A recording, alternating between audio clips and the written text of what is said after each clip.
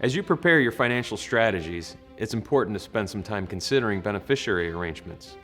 Whether it's through an IRA, life insurance, wills, or trust, anytime you want to leave money to others, you want to make sure that you have in mind a good understanding of how you want to designate the beneficiary. For example, let's say you're a husband and a father and you have money in a retirement account, an IRA. Typically, your primary beneficiary will be your wife. What does that mean?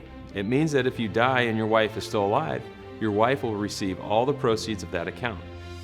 The wife in this scenario is considered a primary beneficiary. But what if your wife dies before you? Or what if your wife and you die at the same time? In this scenario, you may want what is called a secondary or contingent beneficiaries.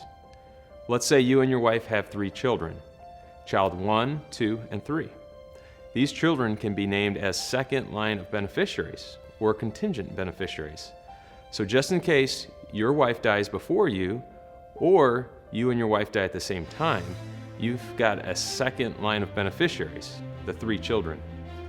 You may want to choose to divide the proceeds of your retirement accounts evenly between the 3 children, a third, a third, a third.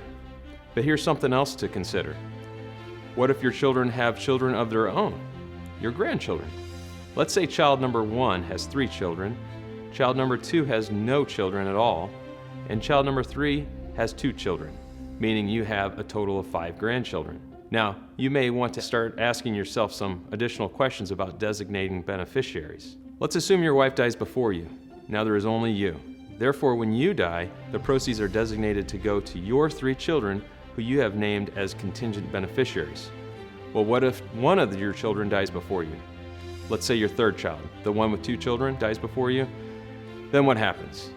Well, if you haven't set up your beneficiaries appropriately, you could end up disinheriting those 2 grandchildren. All of the proceeds could end up going to child 1 and child 2, cutting out your 3rd child's surviving children. That's generally not what people want. Instead, they may say, we want this child share to go to his or her 2 children. This is generally referred to as a per stirpes distribution, meaning that each branch of the family is to receive an equal share.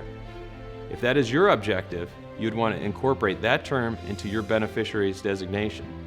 Then, should both your wife and one of your contingent beneficiaries die before you, the beneficiary designation would direct that contingent beneficiary's share of the proceeds to go to his or her heirs.